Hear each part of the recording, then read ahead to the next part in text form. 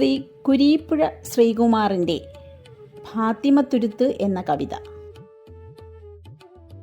അഷ്ടമുടി കായലിൽ ധാരാളം തുരുത്തുകൾ, അതായത് ദ്വീപുകൾ ഉണ്ട്. അതിലൊന്നാണ് ഫാത്തിമത്തുരുത്ത്. ആ ഫാത്തിമത്തുരുത്തിലേക്ക് പോകണമെന്ന് കവി ആഗ്രഹിക്കുന്നു.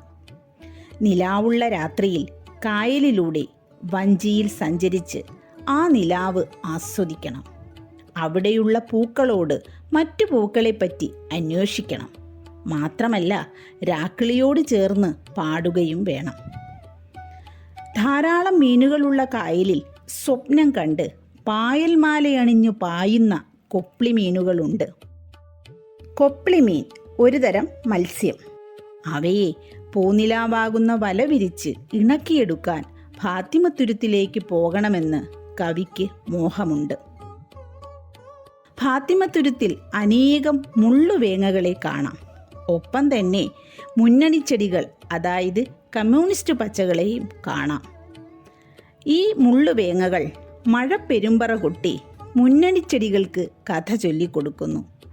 ആ കാഴ്ചകളെല്ലാം കണ്ട് പട്ടണത്തിലൂടെ ചുറ്റിപ്പോകുന്ന ഒരു പക്ഷിയായി ഫാത്തിമത്തുരുത്തിലേക്ക് കടന്നു ചെല്ലാൻ കവി അത്യധികം ആഗ്രഹിക്കുന്നു. ദാരിദ്ര്യം കൊണ്ടും രോഗം കൊണ്ടും കഷ്ടപ്പെടുന്ന ധാരാളം ആളുകൾ താമസിക്കുന്ന സ്ഥലമാണ് ഫാത്തിമത്തുരുത്ത്. രോഗികളായ അവർ ഇരുട്ടിൽ ജീവിക്കുകയാണ്. അവർക്ക് വെളിച്ചമേകുവാൻ, ജീവിതത്തിലേക്ക് തിരികെ കൊണ്ടുവരാൻ, കഷ്ടപ്പാടുകൾക്ക് അറുതി വരുത്തുവാൻ, സ്നേഹമാകുന്ന ഔഷധം അവർക്ക് പകർന്നു കൊടുക്കാൻ ഫാത്തിമത്തുരുത്തിലേക്ക് പോകേണ്ടതുണ്ട്. നല്ല മഴയുള്ള സമയമാണ് സെപ്റ്റംബർ മാസം. ആ മഴമുകിലുകൾ ഫാത്തിമത്തുരുത്തിൻ്റെ 4 വശത്തും കറുത്ത കോട്ട കെട്ടിയതുപോലെ തോന്നുന്നു. ഒപ്പം ഇടിമിന്നലാകുന്ന തീക്കുടുക്കകൾ മിന്നി മറയുന്നുമുണ്ട്. തീക്കുടുക്ക എന്നത് ഇടിമിന്നലിനെ സൂചിപ്പിക്കുന്നു. അങ്ങനെയുള്ള ഫാത്തിമത്തുരുത്തിൽ കവി നമ്മെ കൂട്ടിക്കൊണ്ടുപോകുന്നു. ആ ഫാത്തിമത്തുരുത്തിൽ ചില കാഴ്ചകൾ ഇനിയും നമ്മെ കാത്തിരിക്കുന്നു. പൂച്ചകളും നായകളും ഉൾപ്പെടെയുള്ള ആരോരുമില്ലാത്ത മൃഗങ്ങൾ നനഞ്ഞ പൊന്തക്കാടുകളിൽ അഭയം പ്രാപിക്കുന്നു. കനത്ത മഞ്ഞു മൂടിക്കിടക്കുന്ന ആ തുരുത്തിൽ മഞ്ഞിൽ നിന്നും രക്ഷ നേടാൻ മൃഗങ്ങൾ പോലും കഷ്ടപ്പെടുന്നു. തണുപ്പിൻ്റെ കാഠിന്യത്തെ കവി എത്ര ഭംഗിയായാണ് അവതരിപ്പിച്ചിരിക്കുന്നത്. രാത്രി മഞ്ഞു മാക്സിയിൽ വിറയ്ക്കുകയാണ്. മഞ്ഞിൻ്റെ ഒരാവരണം ആ തുരുത്തിനെ മൂടിയിരിക്കുന്നു. മഞ്ഞു മാക്സി, മഞ്ഞിൻ്റെ ആവരണം. ദ്വീപിൽ മുഴുവൻ കടുത്ത മഞ്ഞാണ് എന്ന സൂചന. ആ കാഴ്ചകൾ നേരിട്ടറിയാൻ ഫാത്തിമത്തുരുത്തിൽ പോകണമെന്നാണ് കവി പറയുന്നത്. എങ്ങും കടുത്ത വേനലാണ്. ധാരാളം ജലം ശേഖരിച്ചു വെക്കുന്നവയാണ് കയ്യോന്നിച്ചെടികൾ. പക്ഷെ അവ പോലും തങ്ങളുടെ പാനശീലം, അതായത് വെള്ളം സംഭരിച്ചു വെക്കാനുള്ള കഴിവ് ഉപേക്ഷിച്ച് ഉറങ്ങുകയാണ്. കാട്ടുമുല്ലകൾ വേരുൾപ്പെടെ ഉണങ്ങി വീണുപോയിരിക്കുന്നു. വേനലിൻ്റെ അഥവാ ചൂടിൻ്റെ തീവ്രതയെ അവിടുത്തെ ചെടികളുടെ അവസ്ഥകളിലൂടെ വെളിവാക്കുകയാണ് കവി.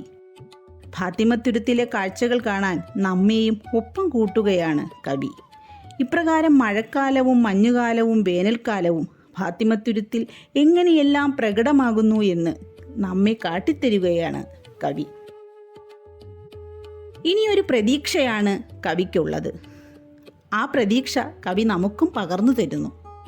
പ്രതീക്ഷയുടെ നാമ്പുകളായി നല്ല നാളേക്കായി നമ്മെ പ്രചോദിപ്പിക്കുന്ന വരികൾ. കുഞ്ഞു കുഞ്ഞു പുല്ലുകൾ ഭൂമിയെ പുണർന്നു നിൽക്കുന്ന കാഴ്ച. പൂക്കളിൽ തേൻ നിറച്ച് വസന്തകാലത്തിൻ്റെ വരവറിയിക്കുന്ന ഒരു തുരുത്ത്. ജീവിതത്തിന് ഒരു ഉറപ്പുമില്ലെങ്കിലും കവി പുതിയ ലോകത്തിലേക്ക് നമ്മെ കൂട്ടിക്കൊണ്ടുപോകുന്നു. ആ ലോകത്തെക്കുറിച്ച് സ്വപ്നം കാണുന്നു. പ്രാണനിൽ മുഖം പതിച്ച വേവ് എന്നത് ജീവിതത്തിൻ്റെ നശ്വരതയെ സൂചിപ്പിക്കുന്നു. എല്ലായിടവും നന്മയും സ്നേഹവും പ്രകൃതിയുടെ പച്ചപ്പും ഒക്കെ നിറഞ്ഞ ഒരു ഭാവന തുരുത്തിലേക്ക് പോകണമെന്ന് കവി അതിയായി ആഗ്രഹിക്കുന്നു. ഫാത്തിമത്തുരുത്തിലൊന്നു പോകണം, രാത്രി വഞ്ചിയിൽ നിലാവ് കാണണം, പൂക്കളോടു പൂക്കളെ തിരക്കണം, രാക്കിളിക്കു കൂട്ടുപാട്ട് പാടണം. കായലിൽ കിനാവു കണ്ട് പായുമാ പായൽ മാലയിട്ട കൊപ്ലി മീനിനെ പൂനിലാവല വിരിച്ചിണക്കുവാൻ ഫാത്തിമത്തുരുത്തിലൊന്നു പോകണം. മുള്ളുവേങ്ങകൾ മഴപ്പെരുമ്പറ മുന്നണിച്ചെടിക്കു ചൊല്ലിയാടുമ്പോൾ പട്ടണം പറന്നു കണ്ട പക്ഷിയായി ഫാത്തിമത്തുരുത്തിലൊന്നു പോകണം.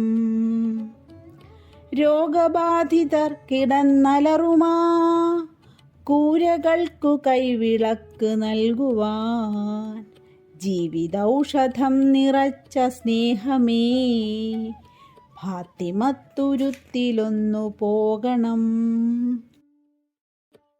പാറിവന്ന സെപ്റ്റംബർ മുകിലുകൾ നാലുദിക്കിലും കറുത്ത കോട്ടയായി തീക്കുടുക്കകൾ ഉടയ്ക്കുമന്തിയിൽ ഫാത്തിമത്തുരുത്തിലൊന്നു പോകണം.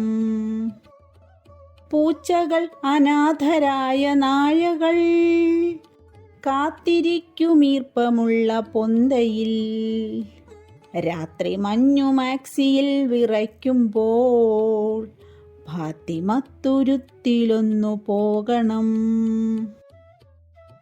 വേനലിൻ്റെ മുഷ്ടികൾ കയ്യോന്നികൾ പാനശീലവും ത്യജിച്ചുറങ്ങുമ്പോൾ കാട്ടുമുല്ല വേരുണങ്ങി വീഴുമ്പോൾ ഫാത്തിമത്തുരുത്തിലൊന്നു പോകണം. ഭൂമിയെ പുണർന്ന കുഞ്ഞു പുല്ലുകൾ പൂവണിഞ്ഞു തേനുറഞ്ഞു നിൽക്കുമ്പോൾ പ്രാണനിൽ മുഖം പതിച്ച വേവുമായി ഭാവനത്തുരുത്തിലൊന്നു പോകണം.